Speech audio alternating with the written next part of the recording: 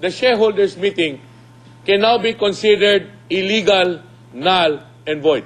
This is more or less an indication of how the shareholder thinks of the management of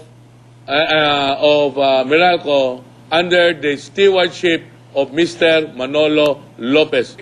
Dati nang sinabi ni Garcia na hindi interesado ang gobyerno na i-take over ang Meralco. Kung sakali raw na sila ang maging mayorya sa board of directors, kukuha raw sila ng magagaling na manager mula sa pribadong sektor.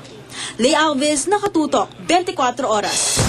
Wala pa rin napagkakasunduan ng mga bumubuo sa power sector kung paano mapapababa ang singil sa kuryente. Hindi raw kasi ito ganun kadali. Nakatutok si Ruth Cabal. Pangalawang stakeholders meeting na ito ng power industry ng bansa ngayong buwan. Pero wala pa rin malinaw na napagkasunduan ng iba't ibang grupong dumalo rito sa mga konkretong paraan para mapababa ang singil sa kuryente. A lot of things are work in progress. We're discussing lifeline rates. We're discussing the VAT. We're discussing how we can generate efficiencies in Transco, NPC, the distributors. Ang mga grupo ng negosyante ay giniitang pagtatanggal ng EVAT sa system loss na sinisingil ng Meralco. Paliwanag ng Federation of Philippine Industries dahil ang system loss ay iyong nanakaw o nawalang kuryente, walang nangyayaring bentahan kaya walang dapat buwisan. Pero ang BIR tila aminado na wala itong magagawa sa ngayon dahil ang system loss ay isang service fee na bahagi ng gross receipt o kabuang singil ng Meralco. There is no authority in the law for us to say that a portion of the monies received will not form part of the gross receipts. So there's a legal constraint. That will not preclude us from bringing the matter to court for interpretation, and we will do it. Ang NAPO Court tiniyak namang itutuloy ang planong paghahain ng petisyon sa Energy Regulatory Commission para sa 40 sentimo per kilowatt-hour na pagbaba sa singil sa generation charge at paniningil na lang ng flat rate sa Meralco para mas mababa ang isingil nito sa consumers. Ang Transco halos umaming sa ngayon, di pa nito alam kung hanggang saan maibababa ang singil sa transmission charge. Diin ng ERC, hindi basta-basta ang pagpapababa ng singil sa kuryente. Kailangan dumaan kasi ito sa proseso, kailangan mabigyan ng pagkakataon ng lahat na gustong magsubmite ng kanilang mga ebidensya. Ruth Cabal, Nakatutok, 24 Oras. Pinakamahalaga sa lahat, buhay ng tao. Kaya dapat laging alerto. 24. Isang inihinalang hold-upper ang patay at arestado naman ng isa pa matapos silang mang-hold up umano sa isang jeep sa Maynila. Nakita daw kasi ng isang pulis sa kasunod na sasakyan ng hold-upan kaya agad siyang rumisponde. Si Ian Cruz, Nakalerto 24, eksklusibo. Balot pa ng pangamba ang tatlong babaeng ito nang datang sila ng GMA News sa MPD Station 11. Tama kasi sila sa mga pasahero na na-hold up ng 5 lalaki sa isang jeep na bumabagtas sa kahabaan ng Recto Avenue, Maynila, patungong Divisoria. Ilabas daw lahat na gamit, pati yung cellphone, kasi pag hindi ko daw ilabas, sasaksakin daw niya ako. Dead on arrival sa Gat Andres Bonifacio Hospital ang isa sa mga suspect na nakilalang si Raymond Arabo.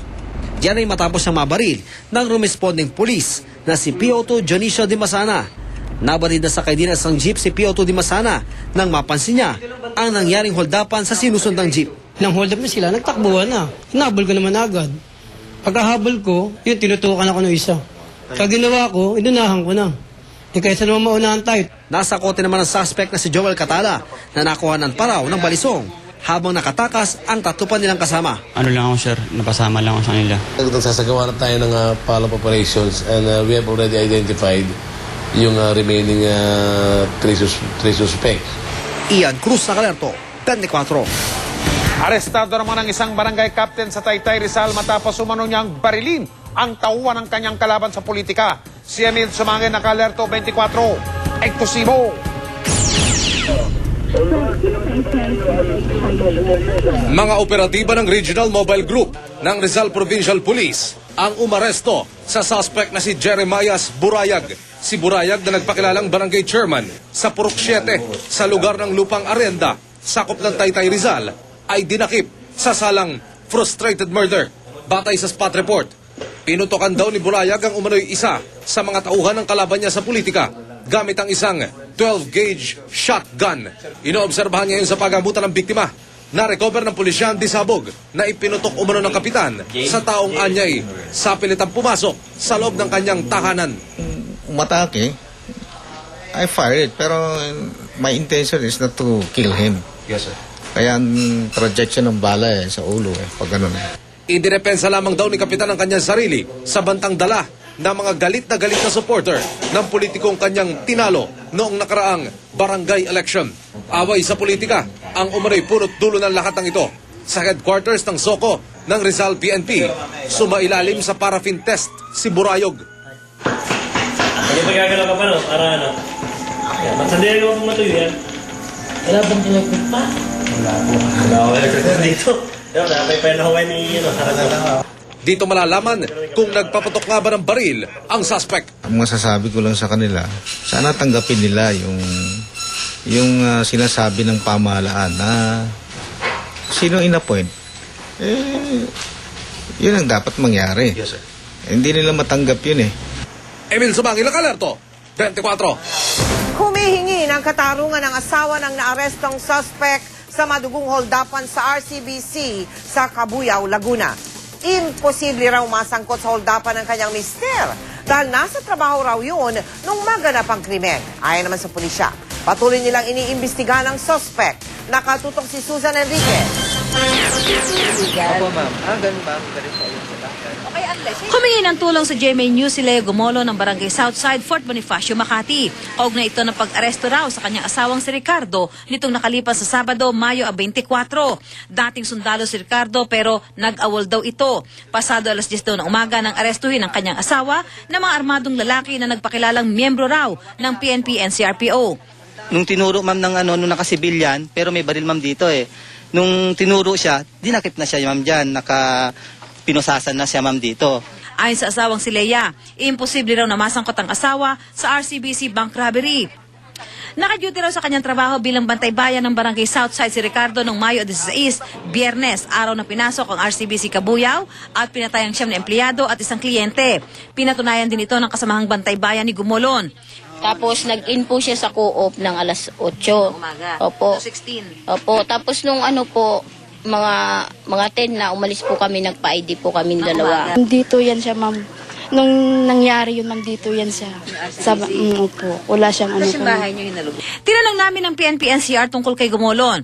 Ayaw humarap sa kamera ng mga pulis dahil nasa kainitan pa ang mga operasyon nila. Pero kinumpirma nilang hawak nila ito at patuloy na iniimbestigahan kung may kinalaman sa RCBC bank robbery. Sa Camp Bagong Diwa, nakadetene si Gumolon. Wala pang sinasabing matibay na ebidensya laban dito ang pulisya at di pa naman nasasampahan ng reklamo ukol sa RCBC bank robbery. Pero dahil may nakuha raw na 38 caliber na baril kay Gumolon noong Sabado, ini-inquest na ito sa Makati Prosecutor's Office sa reklamong illegal possession of firearms. Susan Enriquez, nakatutok, 24 oras.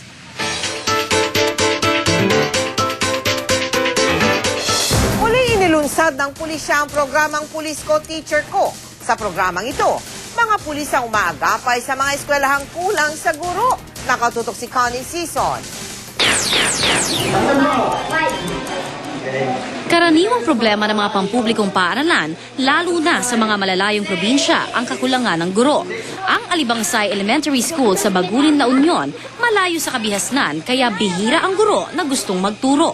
Isa ito sa mga target masolusyonan ng programang Pulis Ko, Teacher Ko. Sa ilalim ng programa, maaaring magsilbing substitute teacher ang mga pulis. Isa si PO1 Angelo Guyab sa mga nadestino sa Alibangsay noong isang taon. Ipinakita pa niya ang kanyang certificate, patunay na eligible siyang magturo. Nag-enjoy raw siya sa pagiging substitute teacher. Excited sila kasi nakikita sila ng naka-uniform na polis na magtuturo. Parang sir, gustong-gusto nilang mga polis na nagtuturo doon Parang sir, nakikipaglaro kami pa sa kanila. Di lang yan ang papel ng mga pulis. You can do enrichment activities. Although hindi man kayo aktual na nagtuturo, nakabantay kayo at nasasagot nyo yung mga hindi naunawaan ng bata, napakalaking bagay yon. Tumutulong din sila sa pagtatayo o pag-aayos ng mga silid-aralan. Namimigay rin sila ng school supplies. Walang dagdag na sweldo ang mga police teacher. Sila raw mismo ang nag-alok ng kanilang serbisyo. At dahil may mga pulis na rin sa mga liblib na lugar, bihira na raw umatake ang mga rebelde. When was the last attack? Sir, matagal na. I think they know that we are ready. So sa akin, sa atin, that is a waste of quality time.